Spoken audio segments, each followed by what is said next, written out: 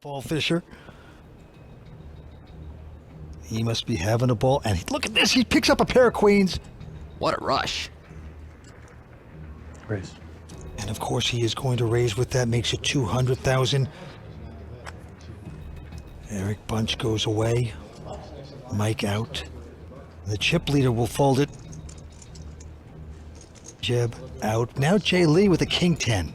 And I would expect Jay to see a flop out of the big blind with a couple of Broadway cards, and he does.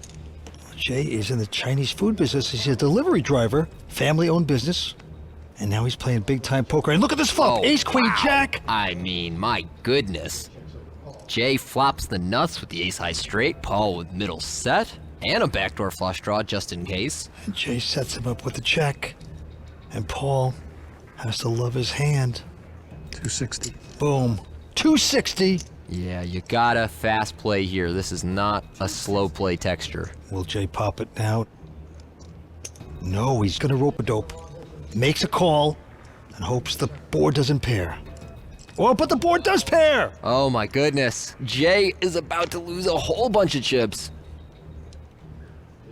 Oh, not a fan of that check there. This is a great board to keep betting and getting. Oh my goodness, and now there's two pair on the board, and all of a sudden, the straight for Jay Lee looks worthless. Check. And Paul checked this back. Oh Yep, no! Yep. Wow. Ooh, should have. And I hit the ace. The ace. He was scared the guy might have had an ace. How did we not get all in? Play online poker for real cash and prizes at WPT Global. Sign up for free today and get a free entry into a $100,000 guaranteed tournament. It's been raised to 2,000 in the cutoff by Sorrel Mizzi, and Ray Tabby has smooth called with ace-queen offsuit, and Jason Koon is just called with his pocket nines. Here comes the flop. It is ace-4-9 with a couple of diamonds. It's a dangerous flop for Ray here, having top pair with a good kicker. 38. Sorrel, the pre-flop raiser, bets, and he is way behind against Tabby's ace-queen, and of course the hand we haven't even touched on, Jason Koon with middle set.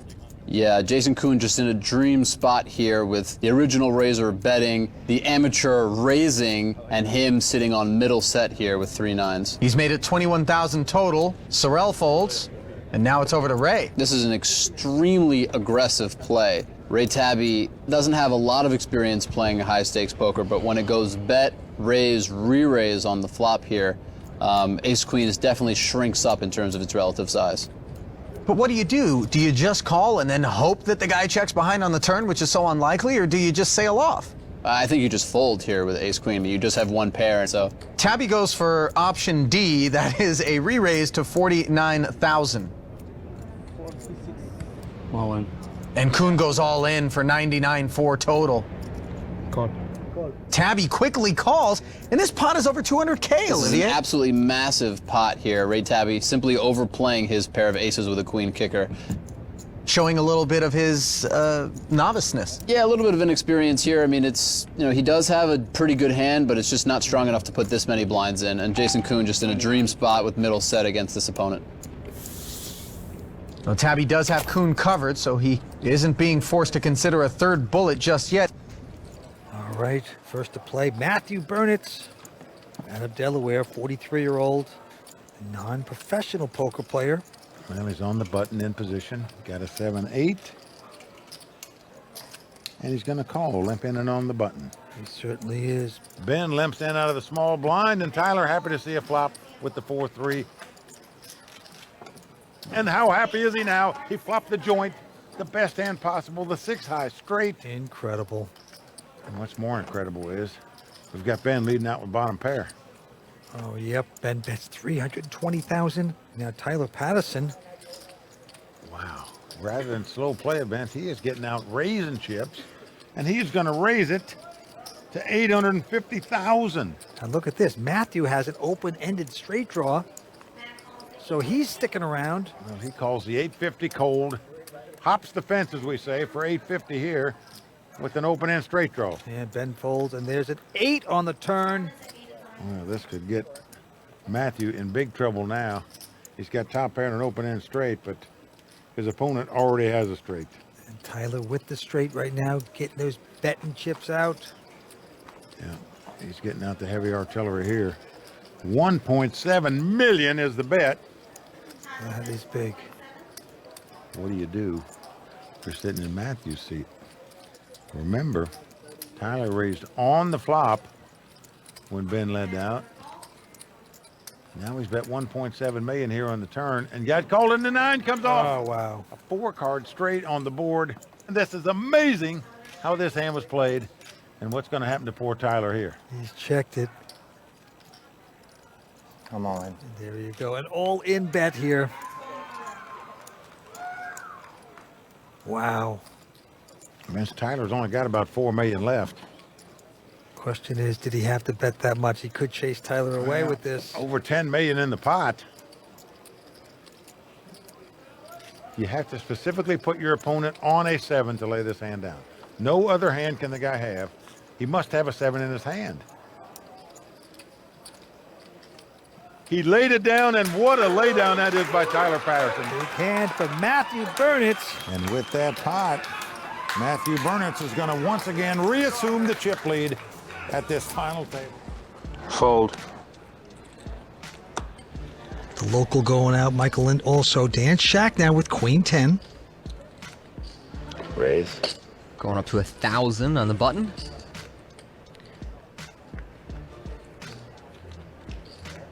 Into the straddle of Olivier, who peeks down at 4 deuce of hearts. He'll be taking a flop. Hoping to get lucky against Dan Shak. Check. And lucky Whoa, he gets. Boy, 3 hearts. Whoa. Catches the flush on the flop. And wow, 2 pair now for Dan Shak. Check. Nice check by Olivier there. Dan thinks his hand is good, as you do. It's betting 2,000. And there's the raise. Makes it a total of 8.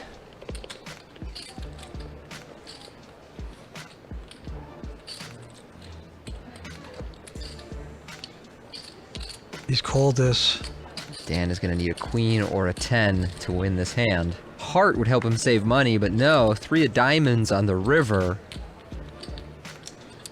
So now the question is, can Dan get away from this hand with 3 to a flush and multiple straight combinations? What did he just do? Did he raise? Whoa. Olivier bet 13.5, and it looks like, yeah, he's raised the min raise. How much?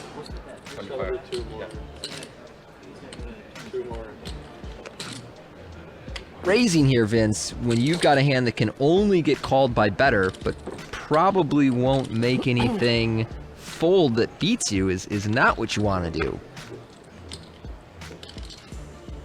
No, unless you have the absolute nuts. Sometimes you do a min raise to get them in. Right, and that's why you see Olivier thinking this over with his flush, because his opponent is acting like he has the nuts. But Olivier's hand is just too good. He's getting almost 4 or 5 to 1 here. Calling. And Dan's sickened. Good hand. Flush. Drags a $72,000 pot. I meant to just call. And there you have it. Okay, there you go. I hate when that happens. And it almost worked to your favor.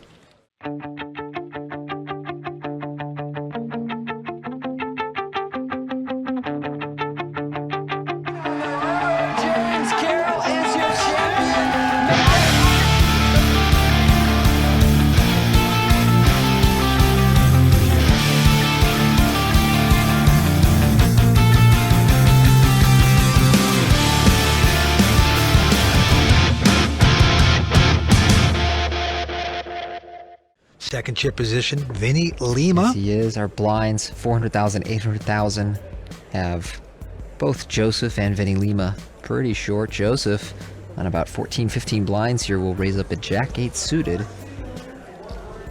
I would like to see Joseph move in here pre-flop, especially since Dave has been so loose out of the big blind and so aggressive post-flop.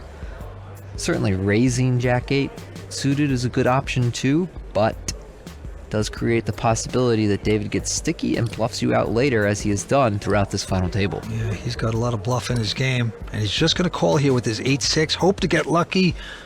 Let's go to the first three. A queen, 10-7. Interesting flop. Both players with a gut shot to the 9, but Joseph would make the better straight were that card to fall. It's a wet texture. Joseph elects to check back, and I do like that check. Jack on the turn. So Jack's hitting Joseph here. So far in this final table, when someone has raised pre-flop into Dave Farah and then checked back on the flop, Dave has nearly always bet the turn. That is so true. What a pattern. He's betting 3.2 million. Joseph hitting the jacks here is going to stick around. Go into the river. And wow, the King of Spades is a great card for Dave to follow through on his bluff with, as we see him cut out chips here. And credit to Dave for following through in so many of these spots. If he were just stabbing at turns and then giving up rivers during this final table, I think he'd be out or our short stack. But his willingness to follow through has paid off time and time again. No doubt about it. The ace or 9, it's going to be called, so clock is ticking down. Joseph is going to take more time with the time chip. He's thinking to himself, what's going on here? This guy really have an ace in his hand or 9? Did he catch a king? Joseph only has jacks. And the clock is ticking down. He might be onto this a little bit. He knows how much David has been bluffing tonight. He shows a lot of bluffs. He sees a lot of bluffs. You can't just keep having hands all the time, so he's getting it. And this would be the call of the week if he should make it. I don't know how he could make this call. It's just so hard to find bluffs for David. He has one of the few hands that is just an airball here. Oh, no! And he's got to drop it. Nice bluff by David, and he's going to show it. Oh, my goodness. That's called a bluff. Beautifully done. That's how you play poker, Tony. And Dave Boom. kept it together. He looks... He's going to the chip leader, the 23-year-old Andy Seth. And he's going to peek down at a king deuce offsuit, and he's going to take a breather. He folds a hand. Matt Caico on, this time with an ace-6 of diamonds. Matt, a local pro. Seemingly we have a local pro every year at the final table of the Bay 101 tournament. Matt said he was here on day 1 when they opened the Bay 101. Here he's going to open the pot for $44,000. Yep, very tight player. And McLean is going out. Dan O'Brien also folds. Well, Hassan out as well. So around to the big blind, which is Phil Hellmuth. He has an ace-4. And he's going to look him up, as we say. He makes the call. So we have ace-6 to the local. Phil Hellmuth with ace-4. Here's the flop. Flop comes king, king, queen. No help to either player. Hellmuth checks. Matt checks right behind him. Now a 5 comes off on the turn. Well, Hellmuth's going to lead out and take a stab at this pot here, it looks like. 48,000 into the very, very tight Matt, who has nothing here. Now look at this, Vince. He calls here because I believe he thinks the ace-high might be the best hand. He might put Hellmuth on something like 10-9 or Jack-9 or Jack-10. Well, the 4 clubs comes off on the river. Phil Hellmuth now has the best hand with kings and 4s and checks. But Matt is reaching for chips here, Vince. Now, I think most players would be happy to check it down, thinking Hellmuth had Jack-10 or Jack-9 or something where the ace-high might be good. But he's betting here. 97,000. He's going to get Hellmuth off the best hand. Unbelievable. What a bet by the guy. Shows Hellmuth the ace-6. Wow. Oh, no. Oh, no, Matt. Matt showing the bluff. Hellmuth. Oh, I can't believe it, man. No. I can't believe the guy called him on the turn and bet on the river. He gets a big cheer for that one. We got to. I had you beat. That's the other problem. He hates folding, so maybe he just calls you with queen high to spite you, and it's like, ugh, what was I thinking? We have a raise by Kristen, who has a 10-7.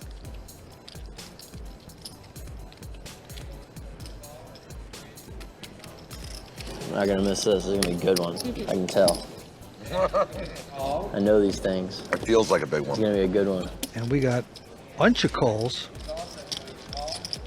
All right, this is good action at this table. And the flop is a king, jack, 5, 2 diamonds. Jackie hitting kings. A scary board. Everyone checks. Brandon, the only one with the diamond, holding the ace of diamonds. All right, this pot is being checked all around, and Jackie Wang not touching it with top pair. So peculiar. 6 on the river. And this is the first hand I haven't liked from Jackie. I think he needs to bet either the flop or turn and get some protection and value from his top pair in this 5-way pot. Well, he's finally going to bet it, it looks like. Yep, he's putting in 2,400. He's not used to having top pair. He has bluffs, that's about it. Randy is going to call with his jack. That should be the end of things. Ben Lamb is eyeing this, and tell you what, Vince, Ben Lamb is a sharp guy who realizes that after this many checks, both of his opponent's ranges are capped, by which I mean the strength of their hand can only be so good. So despite him not having a relevant blocker like a diamond or a 7, he's going to check raise bluff here using just his live reads and understanding of his opponent's tendencies, and I think this is going to work. Awesome play. Good block. Ben, let me see. God, I was supposed to call. I'm so weak. Too good, man. All right, that's the last. I don't even know you anymore. Jackie plays so well that I wonder if he's just like pretending to be a rich casual player, but actually he's been studying for months and years or something. Like, I don't know. He's playing really well tonight. James here with the Jack 10. Caldo, 1,400. Kristen Bicknell right behind him on the button, goes to 4,500. Damn, she keeps popping me. She has been very aggressive about isolating Caldo in these pots. I think that King 3 suited might be a little much. Can you win everyone? I don't know, so. Look again, make sure. Take a peek again. Here we go. Flop is a king 6 deuce, so Kristen hits kings. Nice flop for her. I think she's going to check here. She's very protected, but yep, can't get a lot of worse hands to call. So she checks back. Ace of diamonds, a very interesting turn card. One that Caldo is likely to bluff. You see him reaching for chips. Kristen with second pair and a flush draw, but has to be concerned that her opponent has top pair. Have ace 9. Ace 9's in trouble, I call. But she's going to call this. I don't have ace 9. Good. It's just a measly 4, but there's 3 spades out there. He's going to shoot. He's a 10,000 bet with a bluff. Yeah, that's a reasonable card for Caldo to bluff here. Yeah, I don't think Kristen has that many spade combinations after checking back on the flop. He can rep the ace here. You got better than ace 9? She can have pairs like, 10s, jacks that are going to have to fold to this. I didn't hear it. Did you say anything? Maybe. He might talk her into this fold. It's a very borderline spot for Kristen here. Very tough call to make. Ugh, how do I break the string? All right. Oh, she's going to lay it down. Show the bluff. And he does. Takes out the salt shaker, puts it in the I womb. had a feeling, honestly. Why don't I trust her?